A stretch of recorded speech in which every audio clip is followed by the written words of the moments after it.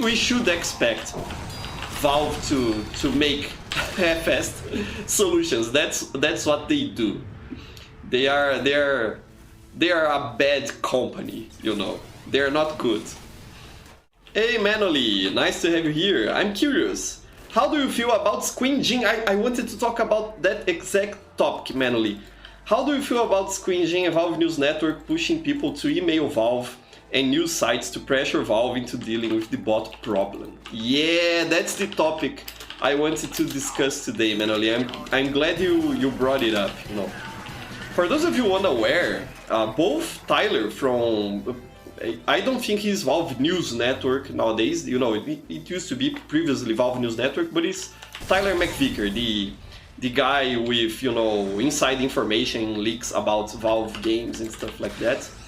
And Squinjin from After Breakfast, I think is the name of his channel. By the way, great channel. If you're not subscribed to both of them, then do so. They are very important, you know, I think, a very important part of the TF2 community internationally. So yeah, they were proposing that the community gets in touch with Valve through official means of communication, you know, through corporate emails specifically, and that we should also get in touch with games journalism, you know, with news magazines and specific journalists and stuff like that, to make them cover, you know, to talk about the situation TF2 is in. The logic behind that, you know, I think they are making two different points, Tyler and Squinjin. Tyler, because of the video that I watched him talk about it, he was more like it. If there is media pressure, you know, if Valve's reputation starts to look bad, then they will do something, you know, even if it is a half-assed solution, they will try to address it in some manner.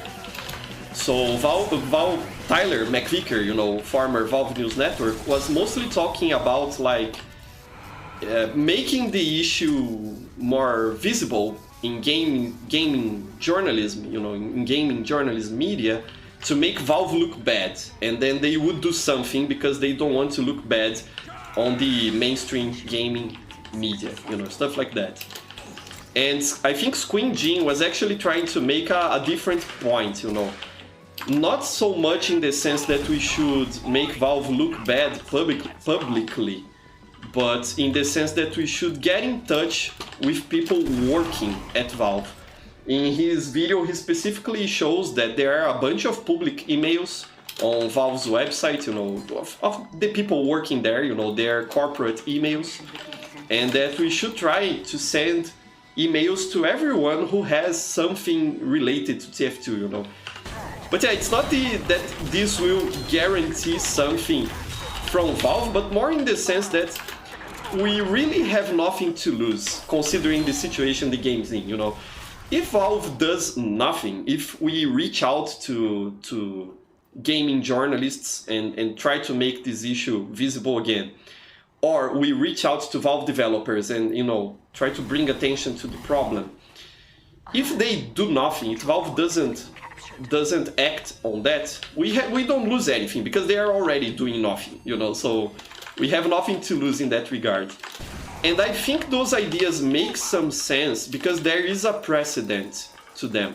I don't know if you fellas recall that there was a couple of, I think, years ago on Twitter, a hashtag that was trending in regards to Valve called #ValveSupportsHate. I don't know if you fellas saw that.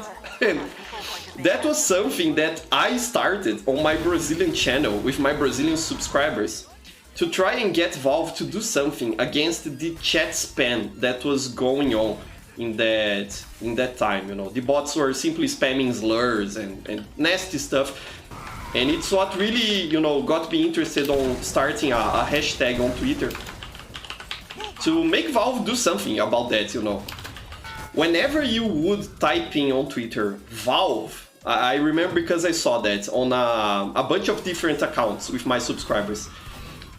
At the time when we were pushing that hashtag, whenever you would type in Valve on Twitter, the hashtag would show up. Valve supports hate.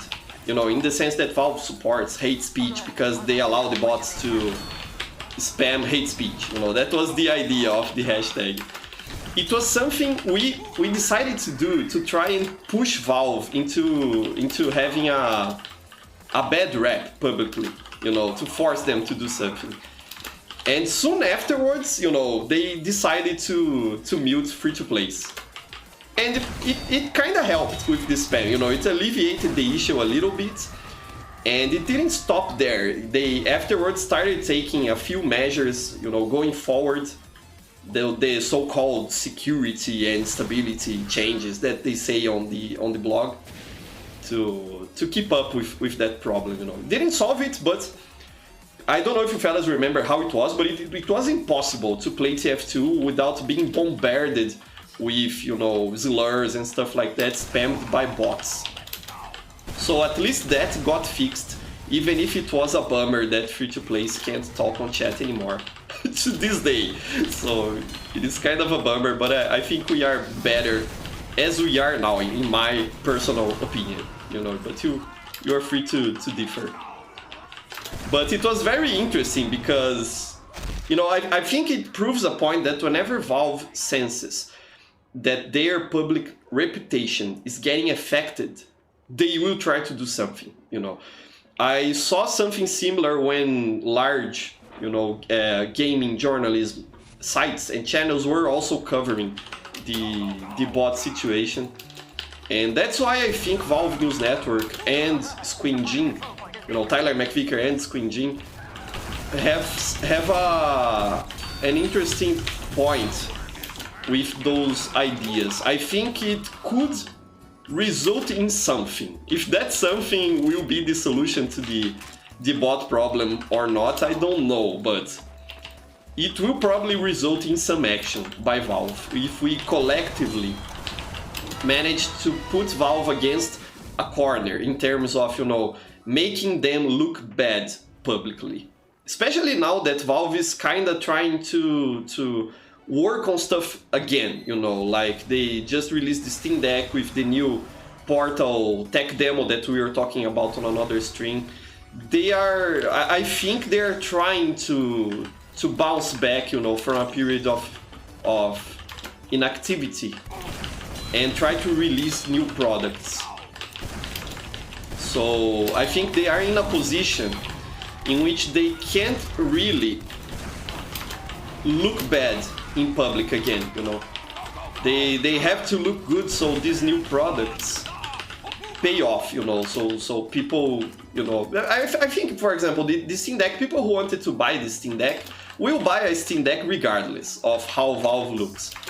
But if Valve looks bad, then the media can, you know, push narratives against Valve, and I think that's what they don't want, because that's a pretty big thing for a multi-million dollar company to be looking bad in the public's eye, especially, you know, considering Valve usually is seen as a pretty good gaming company. I think people who don't play Valve games, like people who don't play Dota, don't play TF2, don't play CSGO, I think they like Valve to this day, you know, like this idea that Valve is still the same Valve that it was in the early 2000s.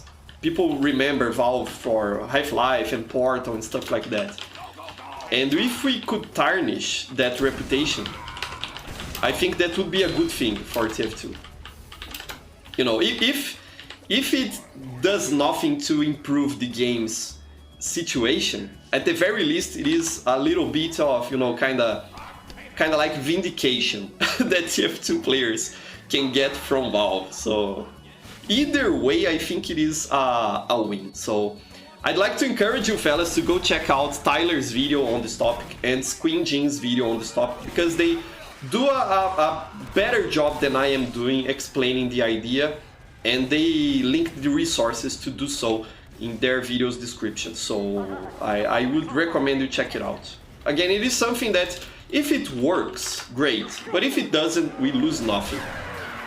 So that's the thing. I don't think it will hurt anyone to send emails to journalists and to Valve employees talking about, you know, TF2. And Squinjin even has a pretty good example email that he wrote himself, and I think people should do as he is doing. I think it is a very good idea. So that's my stance on that. What is your opinion on this situation? Let me know down there on chat. And Manuel is saying, I honestly worry if Valve does react to media pressure, their solution is going to be half-assed. Yeah, it will be half-assed, Manuel. I don't expect anything else from Valve, you know. Valve is a company that does half-assed things, you know, so it would not be surprised if they half-ass a solution. But I think that even a half-assed solution has the potential, I'm not saying it will be, but it has the potential to be better than no solution at all, you know, so I don't think we should be worrying if we are gonna get a half-assed solution, because a half-assed solution could be better than the current situation. Kinda like with the muting free-to-plays problem, you know, it sucks for free-to-plays that they can't talk in-game, but at the very least it is a little bit, not impossible, but a little bit harder for bots to simply spam the chat. And with that initial, you know, action of muting free-to-plays, we actually got over the months, you know, improvements to the vote kick menu, improvements to how the servers handle connections and stuff like that. We got, in the end, also support for chat filtering on Steam, just like CSGO has. So it was kind of like, at first it was, and it still is, a half-assed solution, but it has led to more good things over time. Even if they are all small things, you know, every little bit helps. So that's why I'm not really worried about half-assed solutions. We should expect Valve to make half-assed solutions. That's what they do. They are a bad company, you know. They are not good. Valve is only good at working on their dream projects, you know. And they are also good at supporting Linux, and I'm very thankful for that. But I think that's more merit of some individual developers at Valve that really care about open source software and, you know, making things Windows independent, then it is credit to Valve, you know. I think it's more like a couple of people there who get it why Linux support is important and not the company as a whole. So I'm not gonna credit Valve there. I'm gonna credit some developers at Valve who care about this sort of stuff.